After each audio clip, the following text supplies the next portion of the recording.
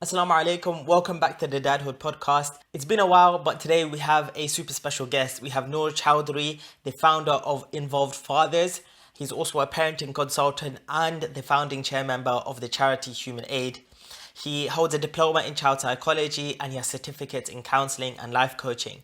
And today he was speaking to us about the recent OFSTED report that showed that it's become normalised and many children in many parts of the UK, in many different schools, face sexual abuse and sexual exploitation. And so we were getting his thoughts on this as a Muslim parent. What can we do about it? We also went into his story about how he founded Involved Fathers, what was his motivation. And also, I had a little bit of a consulting session with him, given that I had some of his time, so that we could go through some of my challenges that I'm facing or the things that I'm thinking about as a father. This is going to be a really good episode. Make sure you stick around, hit subscribe, hit like, comment below what was your favorite parts of the episode, and make sure you share this around to other Muslim dads as well. Assalamu alaikum. Welcome back to the Dadhood podcast. Alhamdulillah, today with me is brother Nur Choudhry, who is the founder of Involved Fathers, and he's also the founding chair of Human Aid.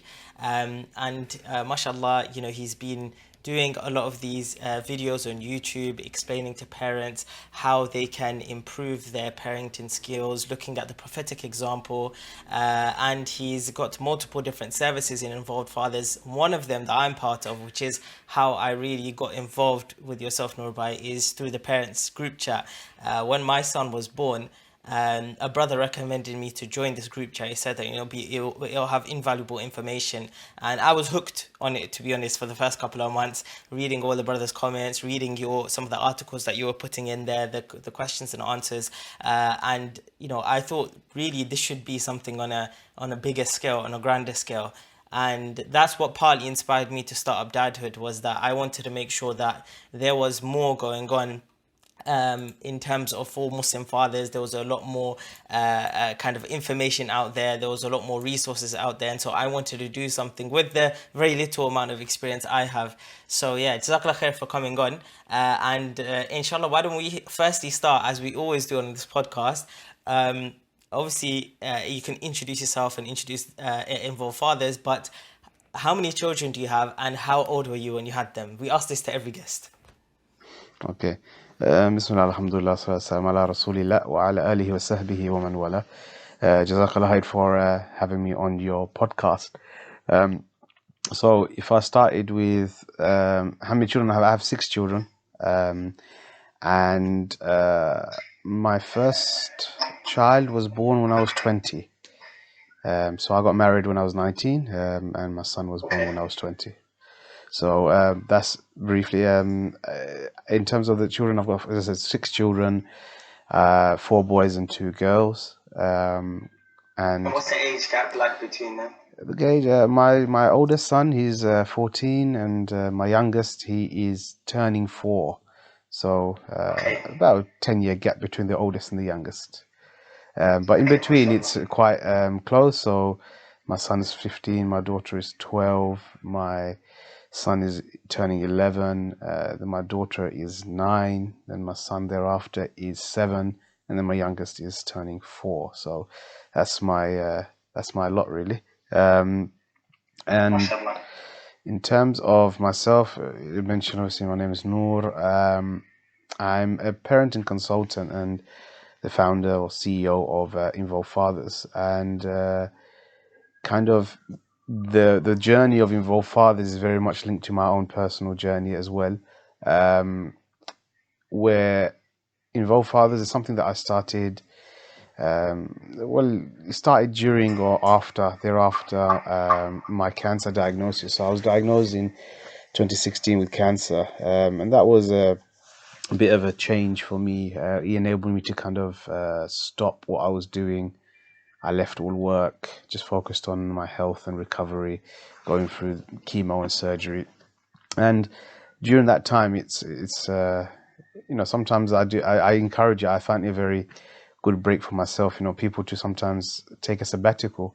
You're going through work, you're going through life, and sometimes we all need to pause. And that's one of the key things that I kind of discuss about actually in my course that I put together, the 3 T's of Islamic parenting. and it focuses a lot on pausing and reflection. And that's from a parenting perspective. But just generally in life, sometimes we're stuck in the rat race. We're just, going on with everything that we've been doing, and we don't have time to kind of pause and reflect. And in fact, it's something from the Sunnah that we do, even to do muhasaba of ourselves, is as a principle, and something that is very much, we should be doing. And similarly in life, that's what we should be doing as well, not just in parenting or any specific aspect. And it was during that time where I kind of then pursued and started thereafter involve fathers. And the key reason why was, since my birth, as I said, I was a young father, and growing up, seeing how my parents parented, at a young age, when I was about 9, it was clear for me that there are better ways to parent. And I had a traditional kind of parents, in the sense that father is a authoritarian, disciplinarian kind of figure in the house, and we had that kind of upbringing. And I felt that there's more to that, and especially obviously me being a man, will be a father at that time, thinking, okay, there's something more to it. The Prophet ﷺ, was surely more than that, and it was one of those key things that was focused in my mind, that I wanted to be different. And that's what started my journey, really. And I started as I got married young, intentionally.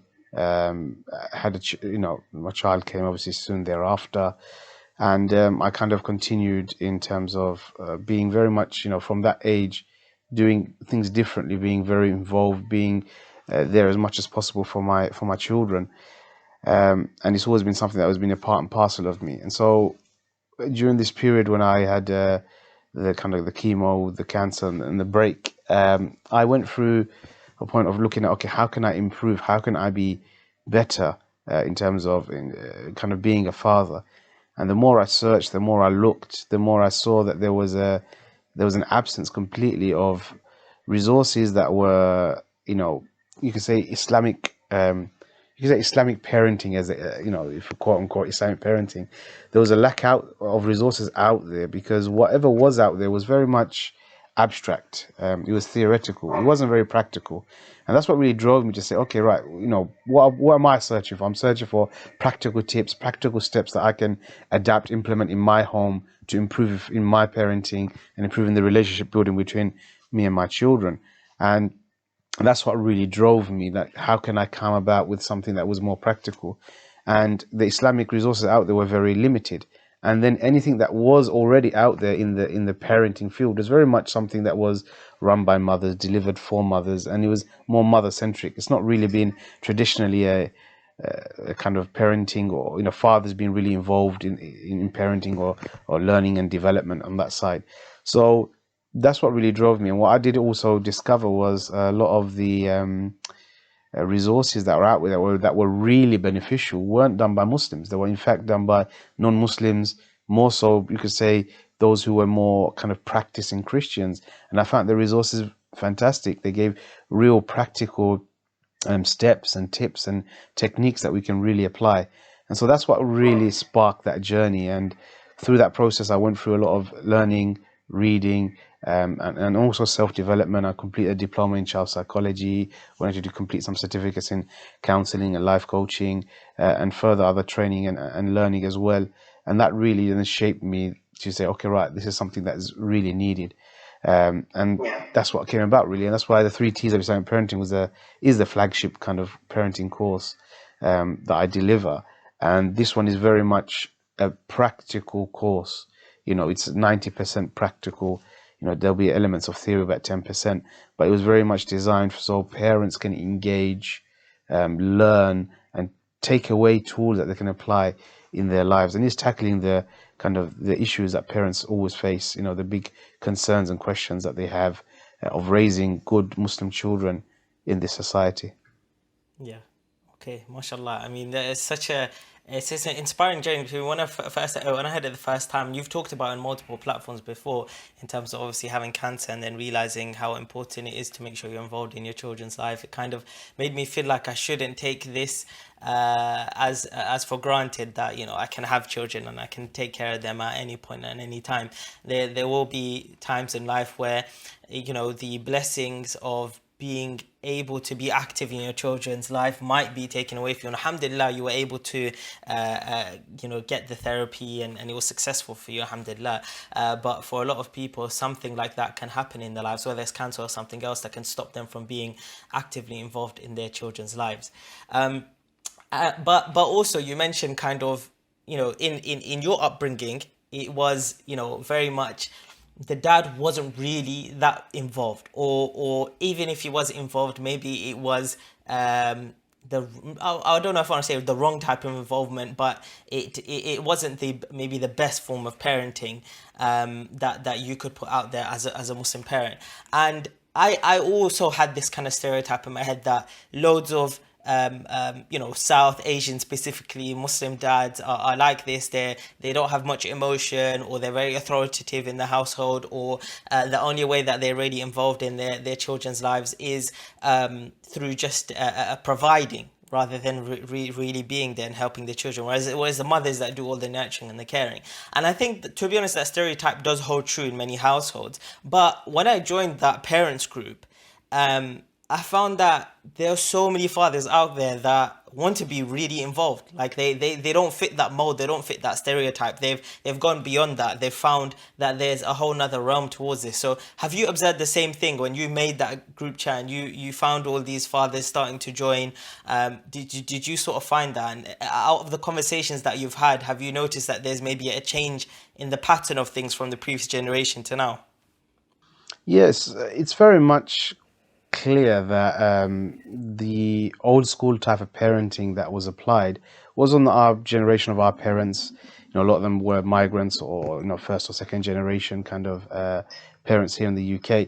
And what we see with the new generation born and raised within the UK, and those who are trying to raise Muslim children, they've become alert and quite clearly understand that parenting is a two-parent job. To raise children in this society, it truly does require both the mother and the father to be actively involved in the nurturing and the rearing of the children. We can't just leave it to the mother. When we look at the previous generation of parents, the system worked to an extent. Fathers played a very kind of distant role. Mothers were the more nurturing figure that's there. However, the times and situation have changed. We live in a completely new time and completely new era. And I always say one of the most dangerous changes that we do have in our society now is actually technology, and that opens up so many different dangers. And in fact, that if you don't have both parents in there and they're not really actively involved, then the chances and the risks our children face of falling into harm and going wayward are a lot higher. And so what I have found, just like myself, a parent born and raised in the UK, understanding actually society better here than maybe my parents did who had migrated, that really we need both parents involved. And if both parents aren't involved, then the job is extremely hard. And when you look at the statistics in relation to children who are involved in, for example, gangs, in crime, in drug abuse, substance abuse, or girls who are getting into promiscuous and harmful relationships and sexual exploitation, is very much linked to the absent father. And that's why I made quite a bold statement. I did put out a video, I think last year, if I'm correct, where I was asking and posing the question, and it had a lot of traction of who is more important? Is it a mother or a father? Who is more important in today's society, a mother or a father? Now, obviously, naturally, I was going to say mum and dad, they're both important, and we have those discussions. But I was trying to come from a specific angle that, alhamdulillah, we have mothers who are doing fantastic jobs, being single mothers, raising children. And we see that even throughout history and Islamic history, that many great scholars have been raised by single parents because the fathers were deceased, passed away, and so on. So it's not to belittle that at all. But however, what we're seeing now is an increase in all of these kind of antisocial behaviors and these other issues relating to young people who are getting involved in violence, in crime, in abuse, and girls especially going into kind of sexual exploitation, abuse, and promiscuity, you see the trend and the theme that runs concurrent throughout is that the father is absent. Now that father can be, and most of the time, the father is totally absent, as in that they're separated parents or deceased, incarcerated, so forth. And other time where the father is actually present physically, meaning he's in the family, but he's absent in every other way. He's completely busy with his own life, with his own work. He's completely absent from his children, and because of that, we're seeing an increase in these things. So that's why I kind of boldly say the role of the father is the most important role right now in today's society, because we're seeing the direct link between these problems that children are facing and the absence of the father. And so, alhamdulillah, I know I've gone off a tangent a bit, but, we've got, a lot of parents like that, like yourself, like myself, who are quite conscious aware that we both need to be involved, mother and father, in order to raise children. And so that's what we're seeing. And alhamdulillah, by opening the group, it was really very much, the WhatsApp group was started on the back of the pandemic, when the first lockdown happened, and I launched the Islamic Parenting 101 webinars to provide support for parents, because now they're kind of cooped up with their children. They're working from home, kids are all at home, so a lot of difficulties were being faced. So alhamdulillah, those webinars were really beneficial and successful. On the back of that was really just set up the kind of the parenting Q&A groups. That's what it was, and we tried to keep it very specific, very niche, just parenting Q&As, because sometimes parents, we struggle. We all struggle. No one's perfect. No one's, and I don't claim to be an expert, but what I'm trying to do is just to help and support parents based on my experience and my knowledge, and to try and support parents, because really, we have it within ourselves, each and every one of us, to be the best parent, to be a better parent. It's just I'm there to try and help you unlock that. And it's been no means to say I'm an expert and I'm the guru. I don't like that term. I don't believe in that term either. But rather, that's what we have within the parents. And the Q&As were really a means and a way to allow parents to find out and get support, because a lot of the times parenting is a lonely journey. We're alone sometimes. We may not have extended families. We might be just the husband and the wife, and it can be very difficult, and so we need that support. So, even if you don't have extended family, that group chat is still important. I mean, I have extended family, and I sought out to be involved in a group of fathers who have been going through the same things. Alhamdulillah, I have, mashallah, there's that involved fathers mug. I might need to get one of those. So even though I've got extended family and they're very helpful, I wanted a group chat where I have like-minded brothers, fathers who are going through the same journey. So even for somebody like that, I think it's important to have that group. Yeah, definitely. I think, like you said, family are family, and not everybody's in the same journey, and maybe sometimes even values can misalign, and concerns can be different as well. And we see it within families. I see it within my family. My brother is one way, and he's raising his family in a certain way. My sister is different. A lot of the times, the rules, regulations that we have are very different from each other in raising our children, and the values and the concerns we have can also be different. Well, however, one thing we do find is, like I said, within the group, is that you've got a group of fathers who, alhamdulillah, have that similar concern, and are on that same journey. And I think that, in a sense, is creating that community. And it's a shame, because you've heard the age-old kind of term that it takes a village to raise a child, and that term is so true. And our children are missing the village. And if we look at the kind of concept or the situation of old, we look at, say, raising children back home, as we say, yeah. So countries of origin, they had that village mentality where the child wasn't just being raised by the mum and dad. You had extended families there, you had neighbors, you had everybody around there. You go out into the community, everybody knew the children. They knew, oh, that's the child from that house, that family. The local shopkeepers, the school teachers, the police, and so on. Everybody in the area knew them. So there were several eyes upon the child. And that's what it was. That village was around a child. So there's not only one or two adults in the child's life, there was many. Even if you look back to the UK and you go back a few, go back to the, say, 80s and kind of beyond that as well, The UK even had a village mentality. There was an element, or the child was being raised, there was neighborliness. Neighbors, they knew one another. They looked out for each other's children. You go out into the streets, the local shopkeeper, the whatever, maybe the butcher, there was always the same faces. You go to before they used to have the bobby on the beat. So even the police knew all of the kind of families and the children. The doctors, again, there's probably one doctor that had served generations of the same family. So there was a lot of people out there. But what's happened over time is, in this society especially, we've gone more and more towards isolation, where people are now living individualistic lives, and that sense of community and village element's gone. So then what happens is, at the end, who's only there to look after for a child?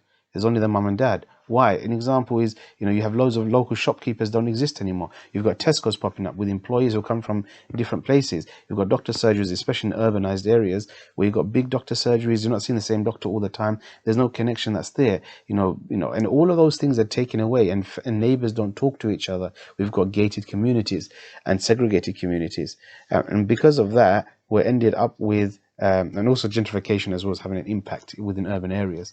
Then what's happening is, you're left with a child only being raised by a mother and father. So there's only two adults, and sometimes it could only be a single parent. So that child has only got one figure, and if they fall out with him, there's no other support network that's there. There's no one else out there looking out for the child, and so it's become very, very difficult to raise children. And like you said, even if you've got a family, sometimes really at the end it's only the mother and the father that are there, that are raising the child. So we need to recreate an element of the village, one for our children, but also it supports parents. And so I was hoping that maybe via these groups that we create an element of village for the parents, so the parents have that means and access and easy access to support, in order to be able to to tackle the difficulties and the problems that they're facing. So I get a lot of the times, maybe the group doesn't talk much, sometimes it can go quiet for a while, but I get a lot of private questions, and so they're answered in private. So my phone, if you see my phone, is filled with so many questions, so many people. I don't know who has my number anymore, so I just get random messages all the time. But alhamdulillah, it's good that if we can at least help and support, then inshallah, that will impact on the next generation. And that's the key ethos here, that I want to really, helping a parent and they overcome a difficulty with their own child, then inshallah there's a natural dua that will come from that. And the dua of the parent isn't rejected. So inshallah, if the parent is making dua for me, then alhamdulillah, that's all I can ask for. Alhamdulillah. I want to go more into involve fathers, but I'm itching to get into this discussion with you about the recent report that OFSTED put out. I saw that you sent a few messages around on WhatsApps and things like that, responding to the report. And so I wanted to get your thoughts on it. So this report, for those of you who don't know, because it's just been released, right? And the news is just reporting on it. Ofsted have released a report of the schools that they have gone and they've checked, and they found that every single school that they've gone to and visited has a problem with sexual abuse and sexual exploitation amongst the school children. I've pointed out one statistic here which says nearly 90% of girls and nearly 50% of boys said being sent explicit pictures or videos of things they did not want to see happens a lot or sometimes to them or to their peers. So this has become completely normalized. And you find cases are coming up, the news are reporting, where they're interviewing people and they're finding that girls are saying, yeah, it always happened and we brushed it aside, we never said anything about it because it was so normalized. And boys saying that, yeah, that's normal behavior, that's how you speak to a girl. So how have we got to this stage where this kind of behavior amongst our children has become so normalized? It's society. So it's the impact of the society that we're living in. It's the hypersexualization of society.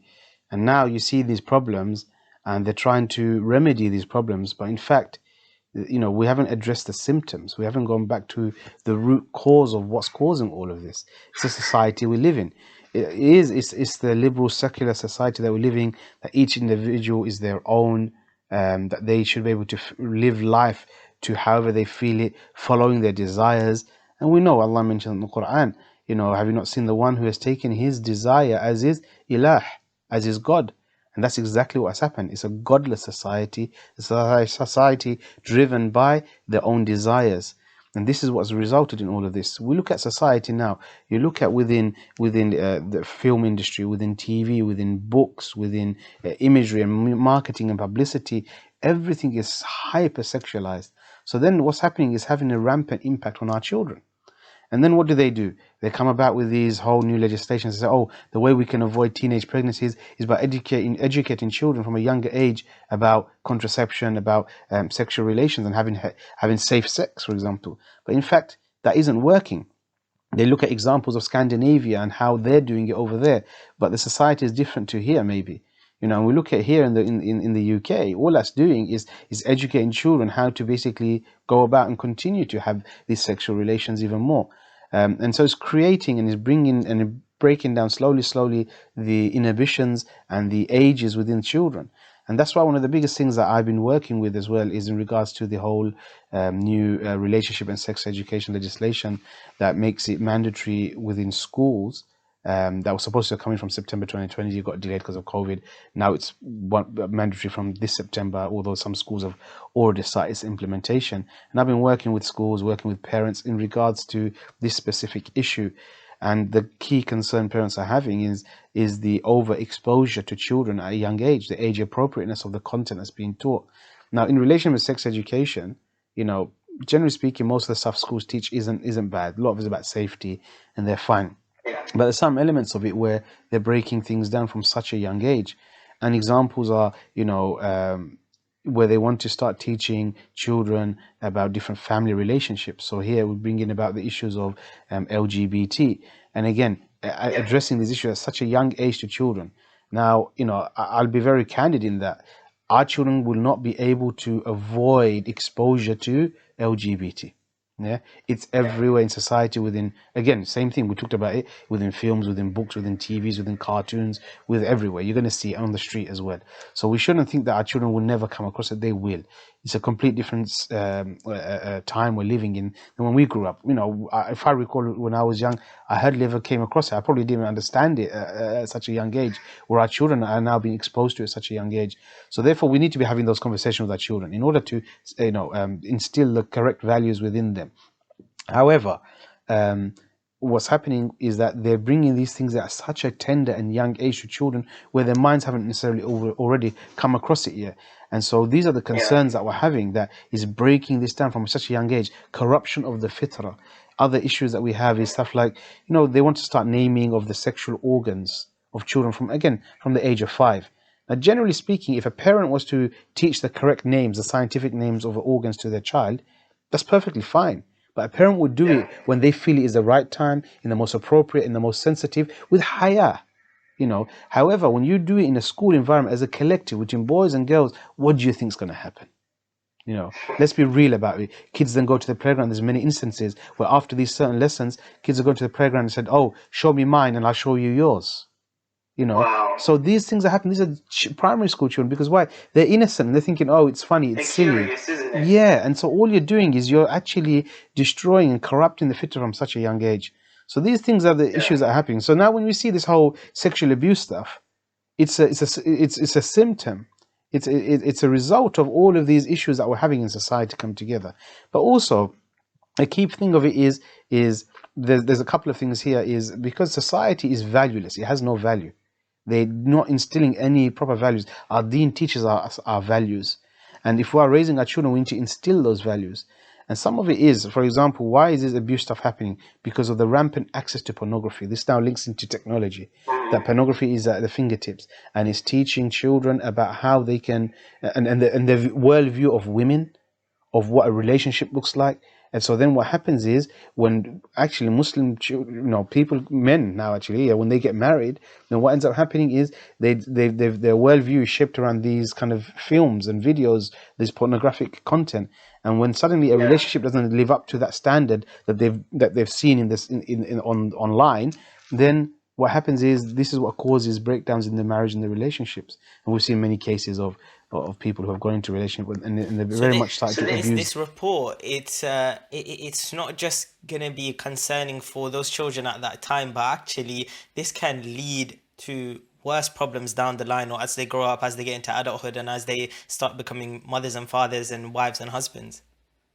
That's right. It's got a long term impact, and we're not. This is not going to be the end of it. You're going to hear more and more cases of it, and these are the dangers that our children are really facing.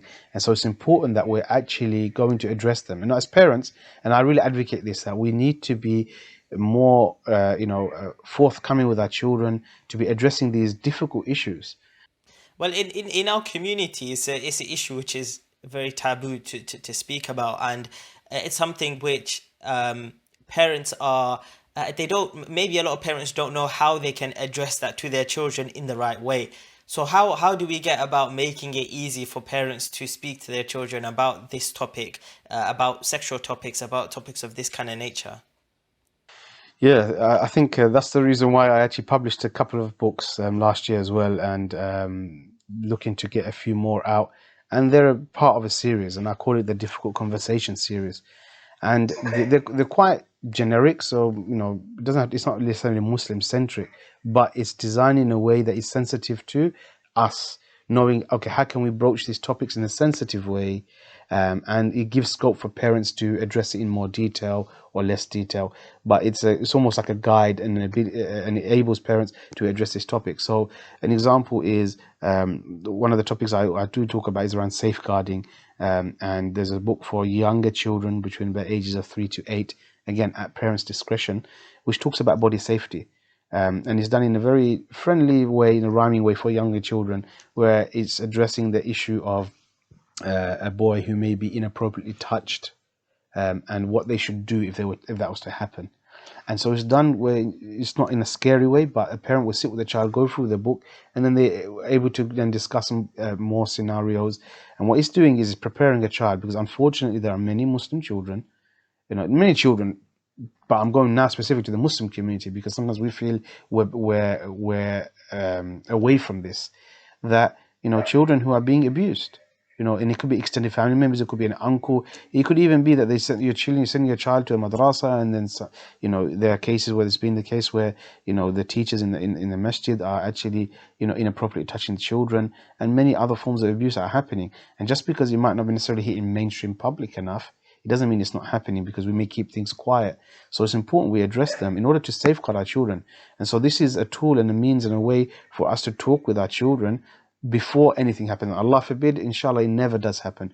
But at least our children are upskilled to know, okay, if something like that's to happen, if I'm in a situation where I feel uneasy, this is what I should do. And this is how I can safeguard myself. And then there was another one that I produced for older children, which is for pre-teens, early teens. I'm about 10 plus, you could say. So the first book was called My Body Belongs to Me, and then the other one is so I have a rhyme, My Body Is Mine, and then the next book's called Let's Chat About Your Body and Privacy. Both books are available on Amazon, but the second book is designed for preteens and early teens, and it again covers once again about body safety and about safety network. Then it actually addresses, based around scenarios, the issue of pornography and the issue of sexting. And because these are live issues that our children will face. Yeah, please, as I say to parents, don't be in a cocoon. Unfortunately, do not be surprised if a child comes across this. It's just so rampant, it's so easy and accessible Yeah, I out there mean, now. this is what the report shows us. A lot of it was about sexting and looking at images and videos and whatnot. And when they're doing this, they're looking at children, all children in in many schools. I'm not all schools, but in many schools across the UK. Looking at all children, they're not looking at specific types of children. So a part of that statistic can very much be our Muslim children who attend these schools. I'm not. It's horrifying to say that, but I'm not surprised that that's the case. That our Muslim children are also part of that statistic. Without doubt. And okay, I live in Tower Hamlets, and I'm aware a lot of things that happen in the schools within Tower Hamlets. And we shouldn't be, sometimes the parents are living in a bubble, in a cocoon, not knowing what's going on within their own child's life. And this then, I can segue into really about technology in a second. But the first thing is this book allows parents to cover. It's based on scenarios. In the book, it doesn't use the word pornography. It doesn't use the word sexting, but it creates a scenario. And the way it happens in the scenarios, you pause, and it's asking you questions. What should you think, say, and do? And then you have a brainstorm with the child. So it's designed for the parent or even educators, because alhamdulillah, I work with some schools. They've bought the book and they've actually delivered this with their pupils as well. And they're taking the books home. So it's a really important resource that then it makes it easier for a parent to broach this topic. Because, like I said, how do I go about talking to my child about pornography? How do I go to talk to my child about sexting? So this book is the ideal thing. You go through it, and inshallah, you're able to then address these issues, and then there's follow-on questions at the end. And it's left at the parent's discretion of how much detail to go into, how much not, if you want to add on more situations. But it allows children to be prepared that, imagine I suddenly come across images of nude people. What should I do? A child sometimes, oh no, I've done something wrong. They might hide away. And the last thing we want them to do is hide away, or they're getting peer pressured into doing something they shouldn't be doing. Similar with sexting, what should they do? There's a really important points that we can address. So the books are designed for that. Inshallah, there'll be some more coming out. Again, they'll be all available on Amazon. And I can share the link with you afterwards. Maybe you can put it in the description. I feel like a lot of parents might be wondering, well, okay, maybe I can access those books and I can read them to my children and sit down with my children, but my teenagers, they're not going to be comfortable coming to me and speaking to me about these matters. And if it happens to them, sure, I can tell them about it, but once it happens to them or once they're involved in it, they're not going to tell me. They're not going to come to me. So how do we make that conversation accessible to like how do we make our teenagers comfortable with speaking about those matters outside of their own group of friends, actually speaking to people who can help them and support them through it? Yeah, a lot of this is about the relationship that we've built with our children. I always say prevention is better than intervention. And so those of us who may have younger children, we have the ability to be able to really build a relationship that can help, has that open door policy that allows us to have these conversations. But then again, like you said, some of us already have children who are in the teens and who we might not have built that relationship with. So the key way we can really broach the topic isn't suddenly just sit down and say, okay, right, we're going to talk about this. It'll be embarrassing for them, it'll be embarrassing for you. However, the key thing that we need to do is start building a relationship with our children. And I always said that if the relationship is the foundation, if the relationship is absent, if the relationship is not strong, then everything else is built on weak foundations and nothing can really sustain itself. So really we need to work on building that. Now, one of the ways we do that is by spending more one-to-one time with our children. And that's one of the key things that I do talk about, that we need to spend one-to-one time with our children. That means me as the dad with that one child, not 2-3 children, that one child. And another time, me and the dad with my second child and my third child, one-on-one situations. And we can really do things in creative ways, spend some time. But as we do that one-to-one, it could be you do it as an activity. So you create the activity in the middle that brings you and your child together. And then through that, it becomes a means where you can strengthen and get closer in your relationship and break down some barriers. And when you're in a one-to-one situation, you see your children would slowly open up more and you will feel more comfortable to be able to talk about certain things. And on these cases, it could be that you feel so, scared about how to talk about it. You can do it very indirectly as you break down. You can say, "Oh, I read a report the other day in the news. It said about these things." And then almost broach it like that. Oh, have you heard about these things happening in your school? And then having that chat. Okay, what would you do if that happened to you? And then having that, and then say, you can always talk about it with me. But it needs to be in a situation where you don't come straight up front and talk about it if you've had no relationship before. If you've already got a relationship, that's different. I'm not talking about that. I'm talking about if you have your relationship is very distant, then this is the way to do it. So you have to take a very much of a proactive measure rather than being, reactive, waiting till that moment happens and then trying to address it. Instead, thinking long into the future that can potentially be a problem for a child. So let me build my relationship with them now so that if they do ever come across that, it's going to be, easy enough to talk to them about it, and they'll be comfortable to talk to me about it. Yeah, without doubt. That's why I always say prevention is always better than intervention, because a lot of parents come late. They come late in the day.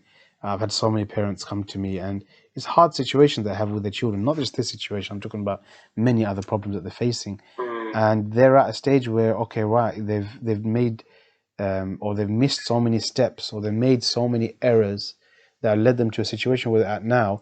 And intervention is always very, very hard, and working with families is very difficult when you're going in and I'm speaking to some of the children and you're seeing where things have really gone wrong.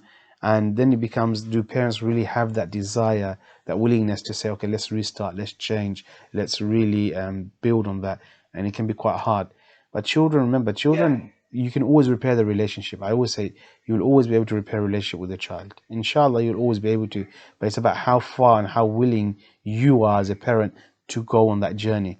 And a lot of the times I advise parents, try this and try that. And then they go away and they say, I've tried it, but it's not working. And as I said, the reason why it's not working is because you're not doing it properly. It's not like when I give you some suggestions of what you can do, it isn't the case of, okay, let me try it once. Okay, it didn't work. That's it. It's not working. No, you have to be persistent. You have to be consistent. You have to have patience. And you have to basically sometimes swallow your own pride in order to try and rekindle that relationship, because the relationship is key. Without a relationship with your children, everything else, nothing will fall in place. Yeah. We talk about we want our children to be dini. We want them to have love for Salah and Quran, and we want them to grow up like this. However, if we don't have a relationship with them, our children will listen to us in the younger ages. Why? Because the power dynamic's different. Parents hold more power. But as a child grows, that power dynamic shifts. And the child becomes more independent. And they realize, hang on a minute, I don't have to listen to mom and dad anymore. And when that point comes in, suddenly you see, what happened to my child? He always listened to me before. That's because why? The relationship is absent. And if the relationship is strong, and that is tarbiyah. Tarbiyah is relationship. Now, I always say, try to shift your mind. When we talk about tarbiyah, I mean relationship. Focus on that, build that relationship, because tarbiyah is an emotional exercise. It's not a physical exercise. And if we focus on that, it's a key role as a parent to provide tarbiyah to our children. Is very much founded upon relationships. And if we have that strong relationship, then you see everything else will come. So when parents talk about how do I get my child to love Salah, praise Salah, all of those things, okay, start in the relationship first. That's the foundation. If the relationship is strong and it's there and it's fluid, then everything else will flow. Inshallah, everything else will flow. So going back to involve fathers, you say that you're a consultant and you help certain families approach you and you kind of help them out with some of their situations. So what are some of the most common types of situations that you find yourself dealing with? Yeah, this is where I would kind of go into a little side rant as well. But it's very much about the crux of it goes back down to how parents have managed their child's access to technology. And it really boils down to this, that children, unfortunately, because us as parents thinking, okay, I want my child to fit in. Maybe we grew up, we didn't have certain things. I want my child to have those things. I don't want them to feel like, oh, they're a bit left out, they're a bit different. But what's happening is we're giving children things and access to things at a very, very young age, and it is harmful for them. And we're seeing the harms that is happening by looking at society, looking at how children are behaving and what's going on within the homes. Now, the average age, for example, that a child now receives a smartphone is the age of 10. That's the average age. Yeah. Now, there are children who are younger. I know that. I've got kids who are in year 1.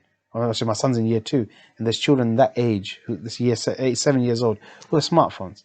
Now, what does a 7-year-old need a smartphone for? I'm sorry, what do they need it for? Because why? We're trying to fit them in. We're giving them more than that's actually needed and required. What happens then is our children then go and they get access to wider and wider things and that are more harmful for them. What's happening is we're giving them unrestricted access to smartphones. We're giving them unrestricted access to gaming, online gaming. We're giving them unrestricted access to watching. And all of these things coming together are causing these breakdowns. And we're not really aware of what's happening. Now, I say smartphone is a killer because a smartphone opens access to also social media. And social media is just, filled with, there's a lot of good you could say within it, but it's so harmful. It's so harmful for children. And like I said, with a parent now, they talk about alcohol, for example. In this country, what I think is 18 is when children can have alcohol, for example. And now, the way you can go to a parent who maybe does drink alcohol and say to him, okay, would you give your child alcohol at the age of 7? Would you do that? Would you give the bottle in their hand and say you can play with it and think they're not going to drink from it? This is exactly what is happening by giving them a smartphone, thinking, okay, look, they're just going to, do you not think they're going to access all the harms that go in it? And most of the families I've seen it, because why? They're completely broken. The homes are broken. Why? Because you can't build a relationship with a child if your house is technology centric, meaning that they have unrestricted, unfettered access to all of these things. Now, I'll give you an example. I said children, and I've always said this with smartphones. If you want to start from the beginning, children don't need smartphones. They don't need smartphones. Yeah. Now they may end up being different in their school, but then try to build the love and encouragement that it's okay to be different. The Prophet ﷺ mentioned, Islam came as something strange, as a gharib, and it will leave as something strange. I think that's what a lot of parents are afraid of their children not fitting in, and the parents don't want to put that pressure on the child to feel that way. Yeah, that is a fear. That is a fear of not fitting in. However, we need to give confidence to our children as well. We need to build the confidence that, look, at your own life, don't always look at other people, not to be sheep, not to be followers, not to just fit in with the crowd, but understand the values. And that's why it's important when we do maybe restrict something for our children, we are going through an education process to make them understand the benefits and the harms. So actually, don't just look at it bad. There are many benefits of social media. There are many benefits of smartphones and technology, without doubt. But look at the harms as well and experience. But also the other key part of it is look at yourself. If you expect your child to do something, you need to also be doing that. So a good example, like I said, with phones, is if you're always using your phone and you tell your child not to use your phone, no, it's not going to work. You have to lead by example. If you're always, for example, using social media and just spending hours and hours upon it, and then you tell your child not to do the same, it's not going to work. You have to be leading by example. And we have to look at the modeling theory, where the children imitate the action that they see in adults. So it's really important that we also lead by example. I said it, children don't need smartphones. Look, my kids, they don't have smartphones, yeah? My older two who are in secondary school, my son next year is going to go as well, they don't have smartphones. And their secondary school is 45 minutes away from my house. So what I do have, because of the journey and the distance that they do have, and times they come home by themselves and go by themselves, they do have a phone, but I give them the old school Nokia phone. Yeah, where you can text and call, and that's the process and the necessity of the phone, to be able to text and call, let me know if you're late, if you're running late, if you're going to school safe, and so forth. These are the reasons we have it.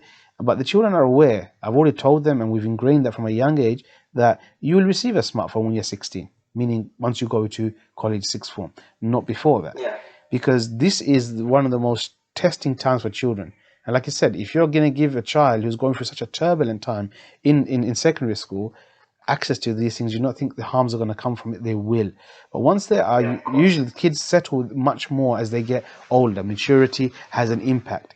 And so that's why it's really important that I don't feel we should give access. However, if a parent now feels they have to give access, there's also steps. If you feel like, okay, right, I do need to give a smartphone because I don't want to try and feel ostracized and so on.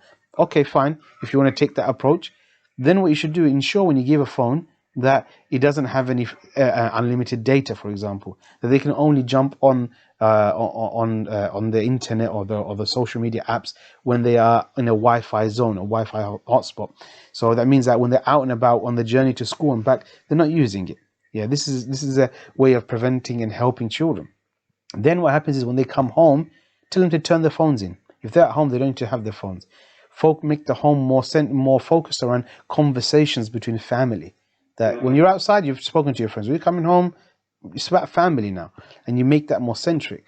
Now what happens is if you still feel, no, I can't get the children to turn the phone in, they need to have a bit of time. Okay, fine. Give them some allotted time. Maybe, okay, you can have an hour after dinner, for example. You can use your phone.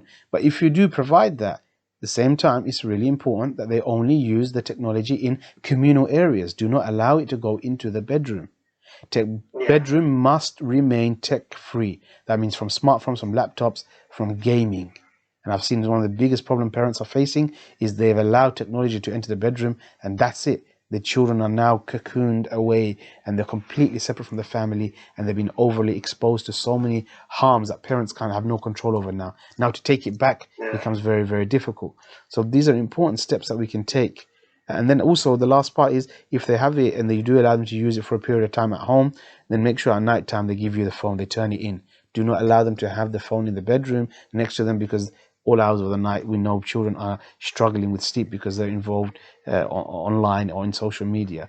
And then what you're doing is with the smartphone, ensure that you restrict what social media that they do use. Ideally, they shouldn't, because most social media apps aren't allowed for children under 13, and some are even under 16. So if you've got kids accessing it, they shouldn't be. And there's, to be honest, some of these ratings should be higher. And the one thing I always say is, and one of the most popular apps now with kids and especially girls is TikTok. I absolutely cannot stand TikTok. I feel it is the shaitan, is the iblis of all of the social media apps. It's dangerous. It is not designed for children. It's a gateway to pornography, to abuse, to so many other harms. for the sake of your children, I implore you, do not allow them to access this app, because it will only open the doorways. They may think I'm only watching videos. There is actually an article that I posted from another site that is on my website that talks about the harms of TikTok. So no, I can only say just avoid your children from accessing this, because it's just no use, no benefit. SubhanAllah. Yeah, it's there's so much out there that can distract our children on the phones, on the smartphones, online. But you're right. It comes back to that foundation. You know, are we building a relationship with them? And once we have built a relationship with them, then we can then set those boundaries and we can control what they're accessing. So I wanted to have maybe in the last few minutes a mini consulting session with you. So I want to see how it goes. Shah, I got your time. Let's see if I ask you a few questions about my situation, maybe that will help others as well. So at the moment, I've got my kids are very young. Okay, my daughter's 1 year old, and my son is 2.5, nearly 3 years old. But what I'm starting to notice with them, a bit of sibling rivalry. Okay, they obviously they have kind of, as they say, a love and hate relationship. They love to play with each other, but then they also fight each other. So, what would you advise in terms of as they're growing up? What can I do to help them stay in a closer bond with each other, to avoid as many problems as possible between them? And I do realize that a lot of it can fall onto how maybe me and my wife, how we might treat them and whether we're treating them equally. So how can you advise us as parents also to make sure that we're doing that as well? Yeah, you've already touched upon it. You know, the answer is within yourself, which is about how we treat our children. And children are attuned to how we as parents react to each child. And you hear the biggest phrase, "It's not fair." And as your children get older, you'll hear it continuously.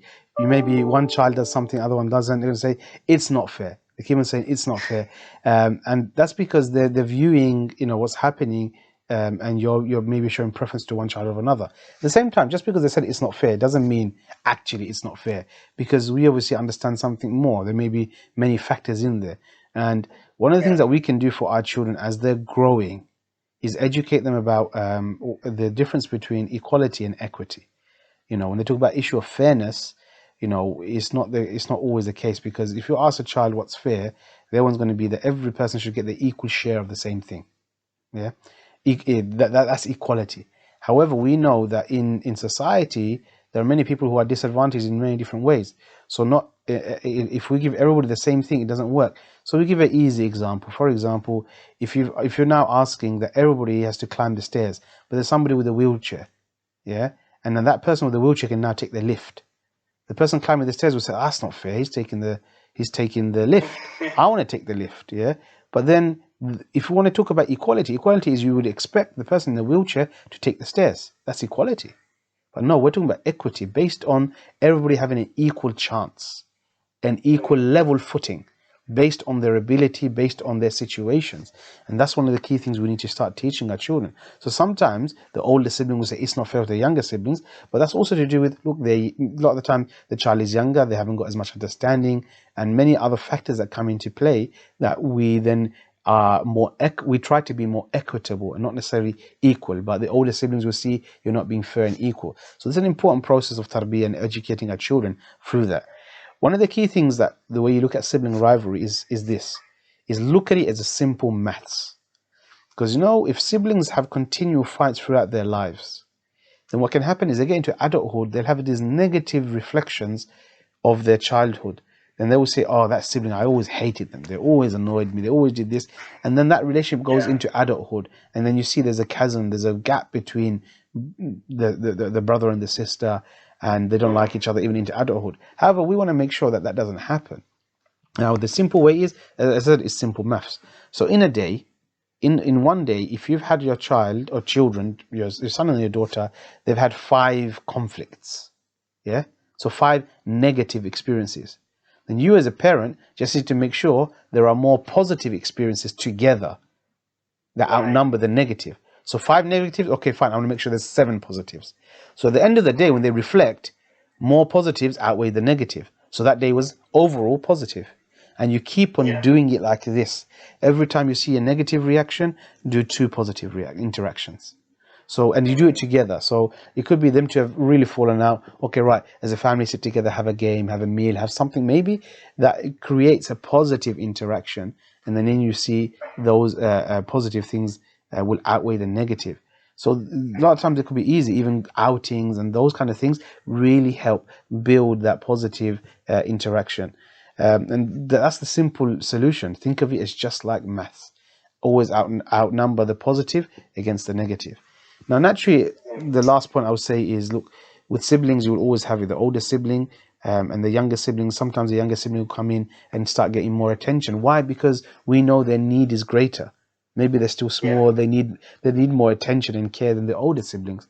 And so we talked about equality and equity. So therefore, it's always important that you do ensure that you give enough time and attention to the older siblings. And that's where it comes to the earlier point I mentioned before. Spend one-to-one time with each of your children. Give them that undivided attention. Each child needs that. They crave attention. Even when a child gets to adulthood, they still are craving the attention and the acknowledgement of their parents. And we may suppress it, but in truth, we still do. We still feel like when my mom and dad say, "Oh, you did great, my son's like this," we still, it's human nature. We still are seeking the approval of our parents, even into adulthood. So children really require that. And one of the things that is, they will really want your undivided attention. So create that time where it's just one-to-one between you and your child. And that would then help basically take away some of that maybe dislike or enmity that could be brewing because they're seeing, oh, my younger sibling's getting more attention and more time than me. Okay, alhamdulillah. Jazakallah khair. I think that's going to be really helpful for me, Muharfa. I'll let her know after the podcast is done, inshallah. The other thing that I always think about is as my children grow up, like me and my wife already talk about the types of goals that we want to set for our children. We want them to be able to do this and this and this and this and this. And the thing that sometimes gets me worried is how do I set that goal for them without pressuring them? Like, what if it turns out that those things that we would like them to do isn't something that they are completely fond of, or is something that they find very difficult, and then they feel pressured because of that. But at the same time, those goals are maybe very, very good goals. Like, for example, maybe memorizing the Quran, or maybe pursuing a certain passion in sports, or whatever it may be. Maybe they're very good things that we do want our children to do. But what if they feel too pressured? So how do we go about setting those goals without making our children feel pressured? Yeah, that's an important point. We want to really develop our children. We have high aspirations for them. So the first thing we need to do as parents is actually write down the goals. What is it that we want our children to achieve? Be it known. What is the goals we want? However, with the goals, sometimes there's something just before that we're not really looking into, which is, is it the goal in itself that we want them to achieve, or is it a certain value or a certain characteristic we want to ingrain within them? So, for example, imagine now your goal is you want them to have a degree, an example. Yeah? You want them to make sure that they go for university, they get their degree. Yeah? Now, really, is it the degree that's the goal, or is it something that's behind it? It could be the case of you want them to be hardworking. You want them to never give up. You want them to maybe get on to have a good career. So that means they're all very much linked to why you're setting that specific goal. So if you want them to memorize Quran, the goal maybe isn't the memorization of Quran. Maybe it's the love of Quran. If we kind of take a step back and realize, hang on a minute, maybe it's those things we're looking at. And if we can get those, these are values. Now, they're the values we can now try to build within our children. Because if we build the values within our children and that characteristic within our children, then those goals are more achievable.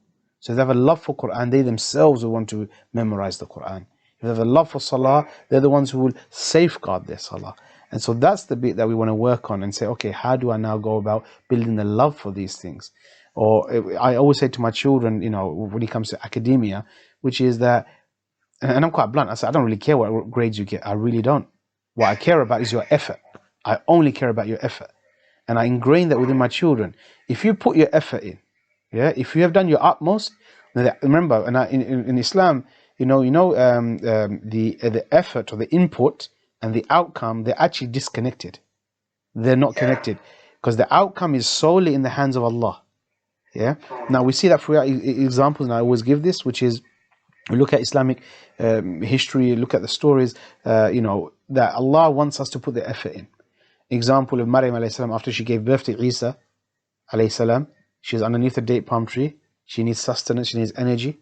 What did Allah say? Shake the date palm tree. And the woman who's just given birth, she can't shake nothing, let alone men. Strong men can't shake a date palm tree. But she had to put the effort in. Allah gave the outcome, and the dates fell. You look at throughout history, throughout battles in Badr, Allah actually wanted the Sahabas to march forth into Badr, but they were outnumbered 3-1 and not equipped at all.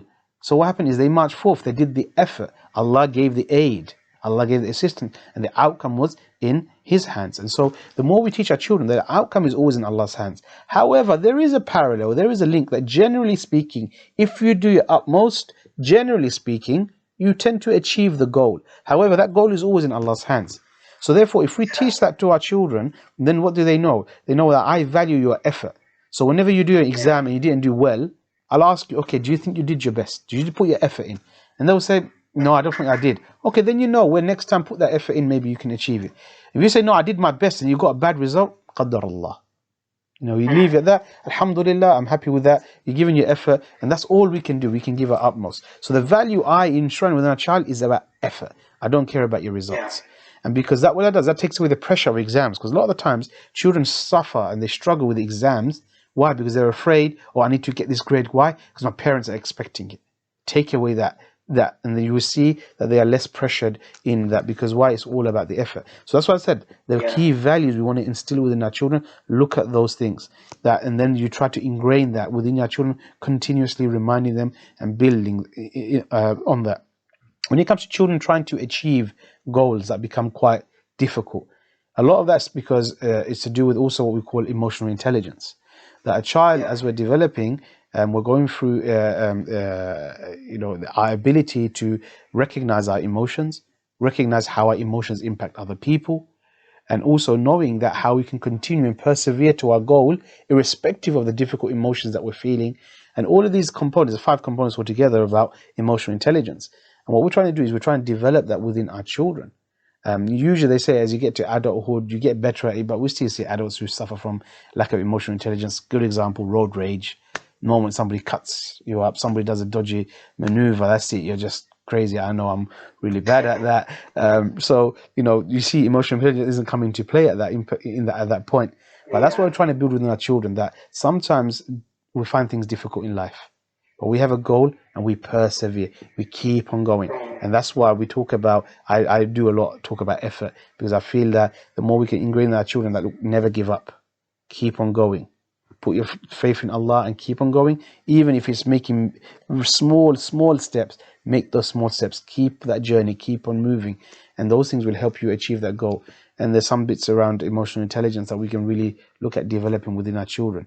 But the key thing is have the goal, but again, as parents, let's take a step back and see, is there something actually we want as a characteristic, as a value, more so than the goal in itself, and then ingrain that within our children, and then you will see, inshallah, it's more achievable within our children.